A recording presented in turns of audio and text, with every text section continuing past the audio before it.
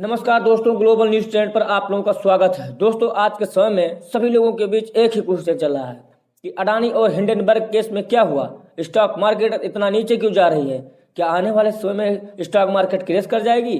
तो दोस्तों, इन्हीं सब सवालों को आज हम लोग अच्छे से समझेंगे और मैं कोशिश करूंगा कि आप लोगों के पास अब इससे रिलेटेड कोई क्वेश्चन बचे ना। दोस्तों, आप लोगों ने देखा होगा कि इसको इंटरनेशनल मीडिया ने बहुत अच्छे से कवर किया है। जैसे आप लोग देख पाओगे, business empire of Asia's richest man hit by sell off after fraud report. जो एशिया और भारत के सबसे बड़े बिजनेसमैन गौतम अडानी हैं, उनके ऊपर अमेरिका की एक कंपनी हिंडनबर्ग रिसर्च ने एक आरोप लगाया है कि अडानी ग्रुप के अंदर फ्रॉड और मनी लॉन्ड्रिंग जैसा काम होते हैं और इसके अलावा और भी बहुत से गलत काम देखने को मिलते हैं। तो अब आप लोग अपने शेयर बेचकर भाग जाओ, क्योंकि आने वाले समय में अडानी ग्रुप के शेयर बहुत नीचे गिरने वाले हैं। ये सारी बातें हिंडनबर्ग ने अपने रिपोर्ट में बताई है और इस रिपोर्ट का गौतम अडानी के ऊपर बहुत ही बुरा असर देखने को मिला है, क्योंकि जहां गौतम अडानी फोर्ब्स की लिस्ट में तीसरे नंबर पर हुआ करते थे, वही आज के समय में 7वें नंबर पर चले गए हैं और पॉसिबिलिटीज लगाई जा रही हैं कि आने वाले समय में और नीचे जा सकते हैं। अगर देखा जाए तो अडानी की टोटल इनकम में 19% की गिरावट देखने को मिली है। इसी के चलते कई एक्सपर्ट का मानना है कि हो सकता है आने वाले समय में अडानी 10वें पायदान पर बैठे अंबानी से भी नीचे जा सकते हैं। मगर अब यहाँ पर आप लोगों का सवाल होगा कि अडानी के शेयर इतना नीचे क्यों गिर रहे हैं। 20% की गिरावट देखने को मिल रही है और ये गिरावट थमने का नाम क्यों नहीं ले रही है। और अब अडानी के शेयर में जब गिरावट हो रहे हैं तो इसका इम्पैक्ट इंडियन स्टॉक मार्केट के ऊपर भी देखने को मिला है। हम लोगों ने बहुत से आर्टिकल देखे हैं, उसमें जहां भी देखो यही दिखाई दे रहा है, ब्लड बाथ, कि स्टॉक मार्केट के अंदर ब्लड बाथ हो रहा है। तो आइए समझते हैं इसको भी कि क्यों चारों तरफ रेड रेड दिखाई दे रहा है, कि 19% डाउन, 20% डाउन, 12% डाउन। इसका रीजन क्या है? तो देखिए, एशिया के रिचेस्ट और इंडिया के सबसे बड़े बिजनेसमैन गौतम अडानी के ऊपर अमेरिका की एक कंपनी हिंडनबर्ग रिसर्च ने आरोप लगाया है कि India richest man accused of pulling the largest com in corporate history. तो जो गौतम अडानी है, उन्होंने हिस्ट्री का सबसे बड़ा स्कैम किया है और यह स्कैम कैसा किया गया है, इसका सारा एविडेंस हिंडनबर्ग रिसर्च के पास है, ऐसा ये लोग दावा कर रहे हैं। देखिए दोस्तों, हिंडनबर्ग फर्म का जिस बिजनेसमैन के ऊपर नजर पड़ जाए, समझ लो उसी दिन से उस व्यक्ति का दिन खराब होना शुरू हो गया। और ऐसा हम लोग पहले भी देख चुके हैं, जब इसी हिंडनबर्ग ने टेस्ला और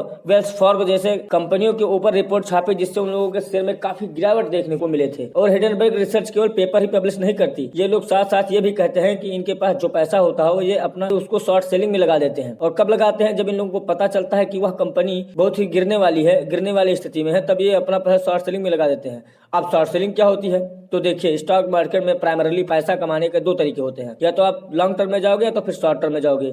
तो लॉन्ग टर्म का मतलब ये होता है, जैसे 100 रुपए का आपने शेयर खरीदा, आने वाले समय में आपको उम्मीद है कि वो 110 रुपए तक जाएगा, तो ये तो होगा लॉन्ग टर्म। लेकिन अगर आपको लगता है कि नहीं, कंपनी में कुछ प्रॉब्लम है, दुनिया में रशिया और यूक्रेन जैसे कुछ इश्यू आ सकते हैं, तो आप शॉर्ट टर्म में जाओगे। कंपनी का शेयर 80 से 90 रुपए तक जाएगा तो मैं शॉर्ट टर्म में जाऊंगा। मतलब ऐसी स्थिति में कंपनी का शेयर जितना भी नीचे जाएगा उसमें आप लोगों को फायदा ही होगा। बहुत से लोग शॉर्ट टर्म में ही पैसा कमाते हैं, मगर मैं एक बात ऐड कर दूं, ये बहुत ही खतरनाक काम होता है। तो अभी तक आप लोग समझ गए होंगे कि अमेरिका की बहुत सी कंपनियों को बर्बाद करने के बाद में हिंडनबर्ग अब फाइनली गौतम अडानी को अपना निशाना बनाया है और इन्होंने कहा है कि गौतम अडानी के जो अडानी ग्रुप्स हैं, इनके अंदर बहुत सी धांधलियां हो रही हैं, जिसमें उन्होंने पहला बताया कि अडानी की कंपनियां रेड बबल हैं। हिंडनबर्ग के अनुसार अडानी ने कैसे न कैसे करके बहुत सारा लोन ले लिया है, बैंकों को मना लिया कि उनको लोन की आवश्यकता है। इसी वजह से आप देख पाओगे कि अडानी की कंपनियों का नेट डेब्ट जो इंडस्ट्री एवरेज है उससे दुगना देखने को मिलेगा। For example, Adani green energy है, ऐसे करके अडानी इंटरप्राइजेस, अडानी पोर्ट, ये सब कंपनियां डेड बबल हैं, क्योंकि इन सभी कंपनियों के ऊपर बहुत सा कर्ज है। और इन्होंने दूसरा आरोप यह लगाया है कि अडानी ग्रुप में फाइनेंसिंग वर्क जो होता है, इसके बारे में किसी को कुछ पता नहीं है। इनके जो चार्टर्ड अकाउंटेंट होते हैं वो गुमनाम तरीके से काम करते हैं। इसीलिए हिंडनबर्ग ने अडानी के ऊपर मनी लॉन्ड्रिंग का और फ्रॉड का आरोप लगाया है। तो उन्होंने सोचा कि इसी कंपनी को शॉर्ट करना सही रहेगा। हिंडनबर्ग ने आगे ये भी बताया कि अडानी ग्रुप में जो आदमी टॉप लेवल पर बैठे हुए हैं, उनमें से कई लोग अडानी की फैमिली के हैं। और अगर घूम फिर कर देखा जाए तो ये बिजनेस इनका फैमिली बिजनेस लगता है, क्योंकि गौतम अडानी के भाई राजेश अडानी, जो कि अडानी ग्रुप में आज के समय में बहुत ही इंपॉर्टेंट बिजनेस संभालते हैं, उनको 1999 और 2010 में 2 बार अरेस्ट किया जा चुका है। हिंडनबर्ग ने गौतम अडानी की फैमिली के ऊपर और बहुत सारे आरोप लगाए हैं और यही वजह है कि आज के समय में अडानी के शेयर गिरना चालू हो गए। बाद में अडानी ग्रुप ने इसके जवाब में भी कहा कि हिंडनबर्ग के द्वारा लगाए गए सारे आरोप गलत हैं। ये एक प्रकार का अटेम्प्ट है अडानी ग्रुप के एफपीओ को गिराने का। एफपीओ का मतलब फॉलो ऑन पब्लिक। दोस्तों, अडानी ग्रुप का टारगेट था कि शेयर ऑफर करके स्टॉक मार्केट से लमसम में 20 से 22 हजार करोड़ रुपए उठाएंगे। मगर हिंडनबर्ग ने इस रिपोर्ट के माध्यम से अडानी के इस टारगेट को बहुत बड़ा झटका पहुंचाया है। अगर आप पूछोगे कि ऐसा क्यों, तो देखो, अगर आपने अडानी के ग्रुप में इन्वेस्टमेंट किया है तो आपको अब तक नुकसान हो गया होगा। इसके बारे में और कुछ कहूंगा नहीं, मगर अडानी के ऊपर इस प्रकार का आरोप इंडियन इकोनॉमी के ऊपर बहुत बड़ा इम्पैक्ट पड़ेगा, क्योंकि अडानी को बहुत से बैंकों ने काफी कर्ज दिया है। अडानी ग्रुप का टोटल डेप्ट देखा जाए तो लगभग 2 लाख करोड़ के आसपास देखने को मिल सकता है, जिनमें से 81,000 करोड़ तो केवल इंडियन बैंक दे रहे हैं।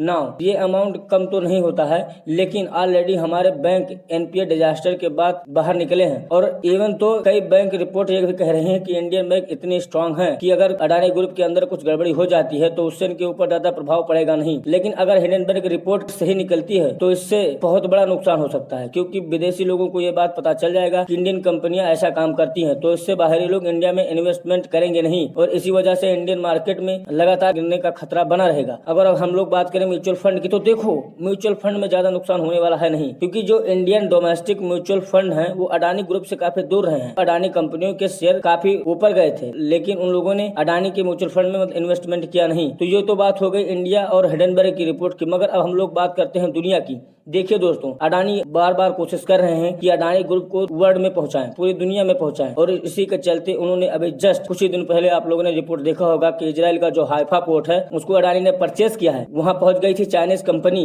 कंपनी चाह रही थी कि इजराइल का हाइफा पोर्ट उनको मिल जाए, लेकिन वहां अडानी की एंट्री होते ही अडानी ने उस हाइफा पोर्ट को खरीद लिया। इसके बाद में आपने देखा होगा अजरबैजान इंडिया का बहुत अच्छा पार्टनर है नहीं। आज के समय में इंडिया और अजरबैजान के बीच टेंशन बढ़ी हुई है परल मिसाइल को लेकर के, लेकिन अडानी ने वहां भी अजरबैजान के अंदर भी अब माइनिंग करने के लिए हर चीजों की व्यवस्था कर रहे हैं। तो आने वाले समय में हो सकता है कि गौतम अडानी वर्ल्ड लेवल पर बहुत आगे निकल जाए। लेकिन दोस्तों, मैं निश्चित रूप से कह रहा हूँ कि अगर अडानी इस इश्यू को अच्छे से टैकल कर ले गए तब तो वो आने वाले समय में पूरी दुनिया पर एक प्रकार से छा जाएंगे। लेकिन अगर जो हिंडनबर्ग रिपोर्ट ने ये आरोप लगाया है, अगर ये रिपोर्ट सत्य होता है तो आने वाले समय में गौतम अडानी बहुत बड़े ट्रबल में जाएंगे।